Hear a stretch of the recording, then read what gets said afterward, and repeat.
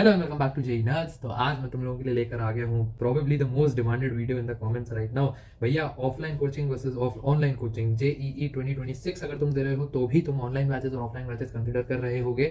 27 अगर तुम दे रहे हो तो खासकर तुम लोगों के लिए वीडियो भी होने वाला है, क्योंकि जो भी बच्चे मतलब इस समय कोई कोचिंग करना चाहते हो, मतलब ड्रॉपर बैच है, कोई ड्रॉप लेना चाह रहा है आगे। वैसे अभी तो अप्रैल अटेम्प्ट और एडवांस में वक्त है, तो मतलब ड्रॉप का अभी मत सोचो, बट स्टिल तो सभी के लिए एक कॉम्प्रिहेंसिव गाइड ये होने वाला है offline versus offline online coaching के बीच का। इस वीडियो का फ्लो क्या रहने वाला है मैं तुम्हें बता देता हूँ। देखो क्या होता है ना, कोई भी कोचिंग तुम्हें लेनी है या नहीं लेनी, इसको डिसाइड करने के लिए कुछ फैक्टर्स होते हैं, जो फैक्टर्स तुम्हें पता होने चाहिए। ठीक है, ऑनलाइन कोचिंग में क्या प्रोज हैं, क्या कॉन्स हैं, और ऑफलाइन कोचिंग में क्या प्रोज हैं क्या कॉन्स हैं, अपने एक्सपीरियंस से कई सारे बच्चों को मैं मेंटोर कर चुका हूँ। मैं खुद भी ऑनलाइन बैच में भी जा चुका हूँ एक कोचिंग के, और मैं एक ऑफलाइन बड़ी कोचिंग के बैच में भी था, तो मुझे दोनों तरफ का एक्सपीरियंस है, मुझे सारी बातें पता है क्या होता है कैसे होता है। तो वीडियो का फ्लो ऐसा रहेगा, मैं तुम्हें सारे के सारे फैक्टर्स बताऊंगा, पहले क्या प्रोज रहते हैं क्या कॉन्स रहते हैं, उसके बाद डिसीजन बनाया भी जाए तो बनाना कैसे है इस पर भी मैं तुमसे बात करूंगा। देखो बहुत सीधी सी बात है, कौन डिसाइड करने वाला है? तुम। क्यों? क्योंकि पढ़ना किसे है? तुम्हें। फीस किसके पेरेंट्स की जाएगी? तुम्हारे। इम्पैक्ट किसके फ्यूचर पे आएगा? तुम्हारे। तो मैं यूट्यूब पे कोई भी और कहीं भी कोई भी और अगर आके कह देता है कि ये ले लो या वो ले लो, तो तुम्हें वो बात सीधे सीधे नहीं सुननी चाहिए। तुम्हें सही अप्रोच क्या है, तुम्हें सारे फैक्टर्स कंसिडर करने चाहिए, तुम्हें एक वेल इन्फॉर्म्ड डिसीजन लेने में मैं तुम्हारी हेल्प करूंगा। एक करेक्ट डिसीजन तुम ही खुद ले सकते हो, पहले ही मैं वीडियो की क्लियर कर देता हूँ। वेल इन्फॉर्म्ड डिसीजन बस कैसे लेना है उसके लिए अपन वीडियो को स्टार्ट करते हैं। तो सबसे पहली चीज अपन बात कर लेते हैं ऑफलाइन कोचिंग के बारे में, और ऑफलाइन कोचिंग के प्रोज से शुरू करते हैं। प्रोज मतलब एडवांटेजेस। ठीक है, तो सबसे पहले ऑफलाइन कोचिंग तुम देखोगे तुम्हें मिलता है सीरियस स्टडी एनवायरनमेंट। देखो बड़ी बड़ी कोचिंग में क्या होता है, एलन हो गया, विद्या मंदिर, फिटजी, तो खैर फिटजी का तो सीन हो गया काफी, बट रेजोनेंस हो गया, ये जो बड़ी बड़ी कोचिंग है ना, इसमें एक सीरियस स्टडी एनवायरनमेंट रहता है। तुम देखोगे कि इसमें बहुत बड़ी बड़ी क्लासेस रहती हैं, और एक क्लास के बाद दूसरा, दूसरी बार तीसरा, ऐसे पूरा सीन रहता है। जनरली ये लोग डमी स्कूलिंग को ज्यादा प्रेफर करते हैं, तो उसमें ऐसे इनकी हफ्ते में कम से कम नहीं तो 16 से 18 घंटे क्लास चल रही होती है, कई बार ज्यादा भी हो जाता है, ये टाइम टू टाइम डिपेंड करता है। और डमी नहीं हो तो भी मिनिमम तुम 14 घंटे तो मान के ही चलो। वो शुरुआत में बोलते हैं कि 10 घंटे होगा, बट वो आगे एक्स्ट्रा क्लासेस लगा लगोगे वो 14 घंटे मामला हो जाता है। ठीक है, तो इतनी इनकी क्लासेस रहती है। अब उसमें भी तुम देखोगे एक क्लासरूम का एनवायरमेंट रहता है पूरा पूरा, तो क्लासरूम में बैठ के तुम्हारी पढ़ाई हो रही होगी। आसपास जो सब बच्चे हैं वो सब जेई की तैयारी कर रहे हैं, पूरा माहौल हर जगह आसपास इधर जेई जेई जेई जेई, इनके आ जाओगे तो तुम्हें एड्स वगैरह लगे होते हैं, तो पूरा एक माहौल तुम्हें सीरियस स्टडी एनवायरमेंट वहाँ पे मिलता है क्लासरूम वाला। ठीक है, दूसरा स्ट्रिक्ट शेड्यूल, मैंने जैसा बताया एक शेड्यूल पे तुम्हें डाल देते हैं। इनके टाइम टेबल ना हर हफ्ते का नहीं तो हर महीने का ऐसा निकल के आ जाता है। फिर उसमें इधर फिजिक्स की क्लास, इधर केमिस्ट्री की, महीने में इधर ये, इधर वो, उधर वो, उधर वो, उधर वो,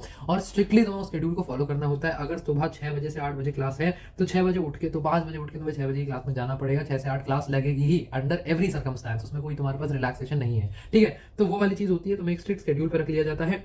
तीसरा जो यहाँ पे, अच्छा ये बच्चों को लगता है कि भैया सीरियस स्टडी एनवायरनमेंट और स्ट्रिक्ट शेड्यूल तो आप ऐसे बता रहे हो ऐसे, ये तो कौन समझ आ रहा है मुझे डिसएडवांटेज, जो तुम रियलाइज करोगे ये काफी मेजर एडवांटेज है, क्योंकि डिसिप्लिन जो होता है हमें इनिशियली नहीं होता। डिसिप्लिन लाने के लिए थोड़ी बहुत स्ट्रिक्टनेस की जरूरत होती है, और कहीं ना कहीं सर पे डंडा हो तो आदमी बेटर परफॉर्म करता है, तो वो चीजें यहाँ पे तुम्हें ऑफलाइन कोचिंग में मिल जाती है। ठीक है, तीसरी बात, more personal touch and slightly better guidance. देखो होता क्या है, ऑफलाइन कोचिंग खासकर जो ऐसे बड़े बड़े कोचिंग सेंटर है ना, इनके जो टीचर्स होते हैं, टीचर्स बहुत ज्यादा एक्सपीरियंस्ड होते हैं, और टीचर से तुम 1-to-1 इंटरेक्ट कर रहे होते हो। अब तुम क्लासरूम में बैठे हो, स्कूल सब गए हो, कभी ना कभी तो स्कूल गए हो ना, 7वीं 8वीं 9वीं 10वीं डमी भी कर रहे हो, अब तो भी स्कूल तो पहले गई हो।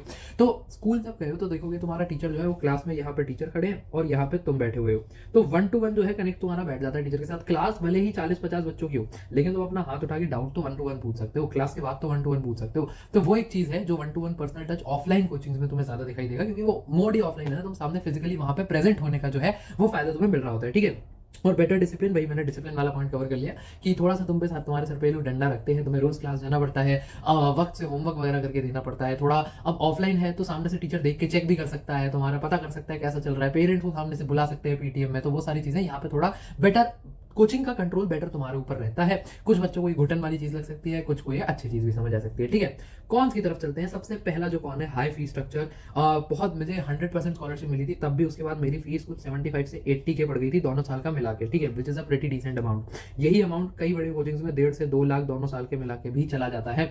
तो और अगर तुम्हारा कुछ इकोनॉमिकली वीकर सेक्शन है, कुछ भी कर करागे तो भी तुम 40-50 हजार के नीचे तो आ ही जाओगे। तो फीस जो है ऑफलाइन कोचिंग में काफी बड़ा इस समय मेजर पॉइंटर है। अगर तुम उसका यूटिलाइजेशन नहीं निकाल पाते हो, ढंग से उसका आउटपुट नहीं निकाल पाते हो, तो 1-1.5 लाख रुपए जो है वो बर्बाद है। और कुछ की फैमिलीज में नहीं होता है यार, 1.5-2 लाख रुपए छोटी बात नहीं होती कि सीधा उठा के पेमेंट की, कोचिंग की पेमेंट कर दे, तो वो एक डिसएडवांटेज कहीं ना कहीं काफी मेजर है।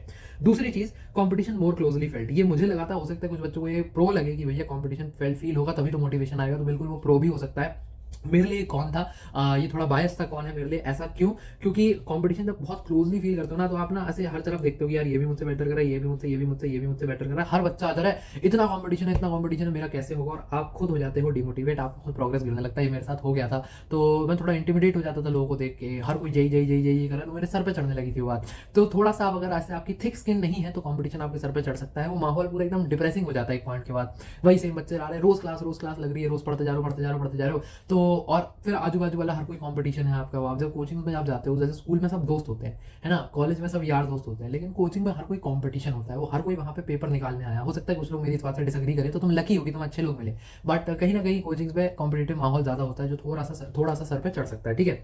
तीसरी चीज, logistic issues and time. Logistic issues and time कैसे? मतलब तुम्हारा अगर ऑफलाइन सेंटर जो है, ऑफलाइन सेंटर तक तुम्हें पहुंचने के लिए रोज तुम्हारा ट्रैवल का अगर 45 मिनट्स आने का लग रहा है, तो जाने का 45 मिनट मिला के तुम्हारा दिन का 1.5 घंटा आने जाने का। ठीक है। उसके बाद तुम्हें क्लास से सुबह पहले उठ के थोड़ा 30 मिनट पहले उठना पड़ेगा, ताकि तुम ढंग से तैयार हो सको। आने के बाद तुम थक जाओगे, तो उसके 30 मिनट तुम और निकाल लो। उसके बाद बीच में लंच ब्रेक वगैरह भी लेना पड़ेगा, क्योंकि भैया ऑफलाइन सेंटर पे क्लासेस वहाँ ब्रेक हो गई, तो 15-20 मिनट तुम उसके चले गए तुम्हारे। उसके बाद विजिबली थकान वगैरह और हो जाती है, क्योंकि तुम अब ट्रैवल करके जाओगे, वहाँ पे सेंटर पे बैठे हो 1-1 घंटा, तो वो कहीं ना कहीं और तुम्हारा टाइम वेस्ट कर देता है ना। और लॉजिस्टिक्स इशूज, तो मतलब लॉजिस्टिक इशूज यही कि मतलब आना जाना, खर्चा पानी, इस सब का जो खर्चा है वो थोड़ा दिक्कत देता है। वो टाइम का भी कॉस्ट पड़ता है और मनी का भी कॉस्ट पड़ता है। तो ऑफलाइन में वो थोड़ा सा एक दिक्कत वाली चीज़ है। ठीक है। प्रॉब्लम्स विद लोअर बैचेस, इस पर मैं थोड़ा डिटेल में बात करता हूँ। देखो कोचिंग में क्या होता है, अक्सर सारी कोचिंग में कोई बोलता नहीं है, लेकिन कोचिंग में 2 तरीके के बैचेस होते हैं, बैंकर्स और रैंकर्स। ठीक है। कोचिंग्स ऑफ कोर्स तुम्हें नाम से समझ आ रहा है कि कोचिंग फोकस करती हैं इन पे, और उन्हें चाहिए होते हैं ये नीचे के बैचेस। ऐसे ना हर कोचिंग में तुम्हारा बैचेस का, जैसे अब मैं जिस कोचिंग में था वहाँ पे ऐसा सीन था कि आउटस्टैंडिंग बैच होता था, एक होता था ग्रूमिंग बैच, फिर उसके बाद नॉर्मल वीकेंड बैचेस आते थे। ठीक है। तो मैं इस बैच में था, ग्रूमिंग बैच में, कोई फायदा नहीं होता इसमें होने का, बट ऐसा होता है। तो हमारे को क्या है कि इंस्टीट्यूट के बेस्ट टीचर्स मिल गए, हमारी जो थी डाउट क्लासेस बेटर लगती थी, और हमारा जो मॉड्यूल था, हमें एक नॉर्मल मॉड्यूल दिया जाता था, फिर हमें ग्रैंड मास्टर पैकेज भी दे देते थे ये लोग। तो इन बैचेस में कहीं मैंने अपने दोस्तों को सुना था कि हाँ डाउट क्लासेस वगैरह नहीं लग रही है, ग्रैंड मास्टर पैकेज नहीं हो रहा है। तो अगर वैसे तो रीशफलिंग पेपर होता है, तुम्हें चांस दिया जाता है कि तुम यहाँ से यहाँ पे रीशफल करके आ जाओ, बट है तो यहाँ पे सीटें भी 60 ही, पैसा तो इन सब लोगों ने भी दिया है, तो इनको वो क्वालिटी ऑफ एजुकेशन क्यों ना मिले? जेई तो बाद में है ना, तुम अभी से कंपटीशन पे क्यों वो कर रहे हो? तो कहीं ना कहीं लोअर बैचेस में ऑफलाइन कोचिंग में दिक्कत रहती है। तो इसको पता करने का सबसे बढ़िया तरीका पता क्या है? अपने लोकल फीडबैक खोजो। अगर तुम कोई भी अपना जैसे अपने शहर में वो जाना चाह रहे हो किसी कोचिंग में, तो वहाँ पे तुम्हारा कोई पुराना सीनियर हो, दीदी भैया हो, कोई भी जान पहचान हो, तो उससे ज़रूर बात करो, ज़रूर संबंध निकालो, कॉन्टैक्ट निकालो लोगों के, और पता करो कि वहाँ कोचिंग में कैसा सीन है। ये सबसे बेस्ट फीडबैक होता है, लोकल जो फीडबैक लोग दे देते हैं। मेरे को सारी कोचिंग्स का अपने सीनियर से ही बहुत हद तक पता चला था कि कौन सी कोचिंग में क्या हो रहा है, कैसे हो रहा है। मेरे पास 4-5 चॉइसेस थी, आकाश था, बीएमसी था, फिटजी था, करके करके। तो मैंने बहुत ज़्यादा बात करने के बाद, मेरे सीनियर्स कई सारे गए हुए थे, उसके बाद ही मुझे पता चला। और अगर तुम्हारे पास ऐसे सीनियर्स वगैरह नहीं है, तुम्हें चाहिए कि हम ऑनेस्टली सारी कोचिंग्स को एक्सप्लोर करके बात करके तुम्हारे लिए ऑनेस्ट रिव्यू ले आए कोचिंग्स का, तो उसके लिए भी जरूर वीडियो पे कमेंट करके बताना। ठीक है। अगली बात पे चलते हैं, ऑनलाइन पे आ जाते हैं। दोनों की ऑफलाइन की प्रोस और कॉन्स मैंने तुम्हें बता दिए। ठीक है।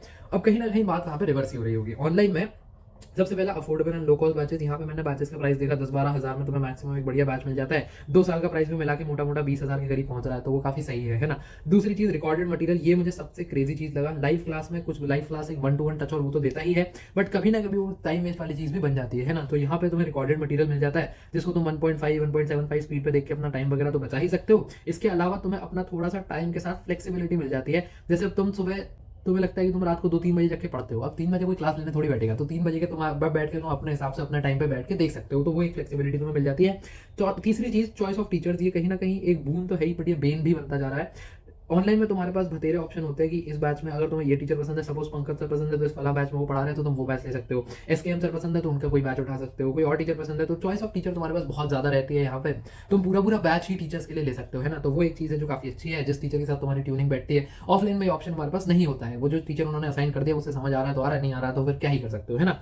लास्ट चीज, इसमें जैसे मैंने वहाँ पे लॉजिस्टिक इशूज और टाइम इशूज बताया था, तुम्हारे पास तुम घर से ही पढ़ाई कर रहे हो, तो तुम्हारा आने जाने पे, खाने पीने, इस सब का टाइम वगैरह सारा बच जाता है। वहाँ जाके जो फिजिकल फैटीग होता, क्योंकि तुम टेक्निकली घर से 8 घंटे के लिए बाहर जा रहे हो, तो आके थकते भी हो, फिर चाय वाय पियोगे, अगर नैप ले ली तो 1-1.5 घंटा वहाँ खराब होगा।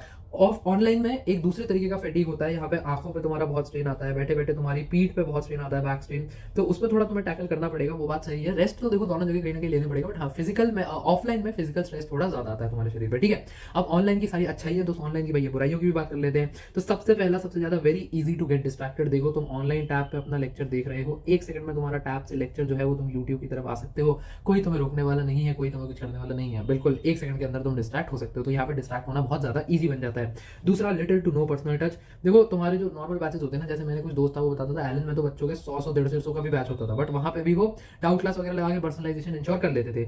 यहाँ पे तुम्हारा बैच ही ऐसे 600 500 बच्चों के बन जाते हैं, ऑनलाइन बैच है क्योंकि पूरा, उसमें भी लोग कोशिश कर रहे हैं ऐसे कि अब मैंने कुछ पीडब्ल्यू वगैरह लेक्चर्स वगैरह में देख रहा था, वहाँ पे वो लोग क्या करते हैं कि वीडियो कॉल पे बच्चों को बुला लेते हैं टीचर्स और सीधे उनसे बात होती रहती है वो करके, बट मुझे कोई पॉइंट नहीं समझ आता, मुझे नहीं समझ आ रहा कि वहाँ पे वो पर्सनल टच कैसे दे पा रहे हैं। तो अभी भी अगर तुम्हें एक पर्सनल गाइडेंस चाहिए, पर्सनल मेंटोरशिप चाहिए, तो तुम्हारे पास लगभग वो नहीं मिलती है तुम्हें पीडब्ल्यू में। उसके लिए देन उसके बाद तुम क्या कर सकते हो, उसके बाद तुम किसी सीनियर से मेंटोरशिप ले सकते हो। जैसे हम भी अपना एक mentorship programme, by the way promotion, हम एक मेंटोरशिप प्रोग्राम अपना ऑफर करते हैं, उसके फॉर्म्स वगैरह निकल जाएंगे हर मंथ के 25 से 30 तारीख के बीच में उसके फॉर्म्स निकलते हैं। अगर आगे कोई लेना चाहे तो उसको कंसिडर कर लेना, बहुत नॉमिनल प्राइस होता है उसका, वो देख लेना, ठीक है। तीसरी चीज, प्रॉब्लम्स विद डाउट सॉल्विंग। देखो पर्सनलाइजेशन नहीं है, टीचर से बातचीत नहीं है, तो डाउट सॉल्विंग में जो तुम्हारे बने हैं डाउट्स, उनको सॉल्व करने का दिक्कत रहती है। कुछ जो है प्लेटफॉर्म्स मैंने सुना है, जैसे पीडब्ल्यू एक शायद सारथी करके देता है, बट प्रॉब्लम ये है कि उसका पैसा वो काफी सारा अलग से मांगता है, तो वो बीटी वाली चीज है। तो डाउट सॉल्विंग का जो है इशू है अभी भी ऑनलाइन में, वो सॉल्व नहीं कर पाए हम ऑनलाइन एडटेक में।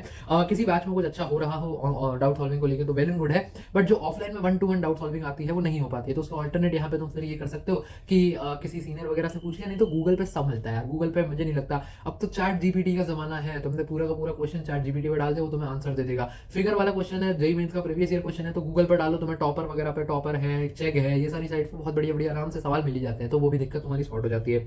फिजिकल स्ट्रेन आइज का मैंने यहाँ पे बात करी ली है कि हाँ आंखों पे थोड़ा बहुत जोर आता है भैया, जिसका तुम्हें ध्यान रखना पड़ेगा, ठीक है। तो ऑफलाइन के प्रोज हो गए, ऑफलाइन के कॉन्स हो गए, ऑनलाइन के प्रोज हो गए, ऑनलाइन के कॉन्स हो गए। अब अपन बात कर लेते हैं हाउ शुड यू डिसाइड, ठीक है। तो सबसे पहला मेरा मानना है कि अपने माँ बाप के साथ बैठो और यहाँ पे इन दोनों स्लाइड्स में जो मैंने सारे पॉइंटर्स नोट डाउन करे हैं, इन पॉइंटर्स के साथ दोबारा गो थ्रू करो, ठीक है। अच्छा हो तो उनको वीडियो दोबारा दिखा देना, नहीं तो इन पॉइंटर्स को एटलीस्ट स्क्रीनशॉट लेकर रख लेना वीडियो से, और उनको दिखाओ और उनके साथ दोनों सारे कंसीडर करो, ठीक है। सब खासकर जो फीस, लॉजिस्टिक्स और ये वाली चीजें, क्योंकि एट द एंड वो सब वही अरेंज कर रहे होंगे।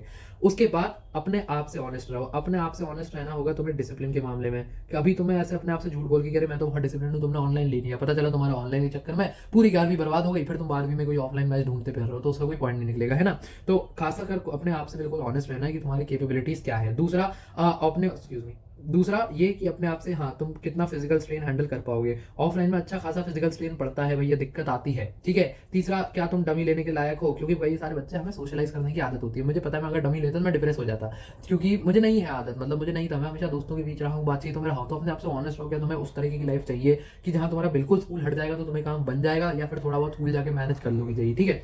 मोटी मोटी बात, खुद से झूठ मत बोलना। तीसरी चीज, खास कर इस बात का ध्यान रखो कि ये जो सारा कुछ भी तुम फैक्टर्स कंसिडर कर रहे हो, कोचिंग, फलाना, मटेरियल, ये सिर्फ एक 30-40% रोल ही प्ले करता है तुम्हारी जेईई जर्नी में। इसलिए इसको अपने सर पे मत चढ़ने देना कि ये कोचिंग नहीं हुई भैया, ऑनलाइन ले रहा हूँ बट ऑफलाइन नहीं हुआ तो मेरा पेपर नहीं होगा। ऐसा नहीं होता। या भैया ऑफलाइन जा रहा हूँ बट हल्के में बर्बाद हो गया तो मेरा पेपर नहीं होगा। ऐसा नहीं होता है। ये सिर्फ 30-40% ही रोल प्ले करते हैं, बाकी सारा रोल तुम्हारी सेल्फ स्टडी, तुम्हारी क्वेश्चन प्रैक्टिस, प्रॉब्लम सॉल्विंग पे डिपेंड करता है। At the end of the day paper तुम दे रहे होगे, कितनी ग्रिट, कितनी इंटेलेक्ट, कितने डिसिप्लिन के साथ तुम ये पेपर दोगे, वही डिसाइड करेगा कि तुम्हारा जेईई मेंस में सिलेक्शन होगा, जेईई एडवांस, आईआईटी में सिलेक्शन होगा या नहीं, ठीक है। तो ये सारे फैक्टर्स थे। थोड़ा लंबा खिंच गया वीडियो, जितना मैंने सोचा था उससे ज्यादा लंबा खिंच गया, पर कोई बात नहीं, थोड़ा ढंग से फैक्टर्स को एक्सप्लेन करना जरूरी था। और भी कोई दिक्कत वगैरह हो तो तुम बिल्कुल कमेंट्स कर सकते हो। पढ़ाई करते रहो। All the very best. Good bye.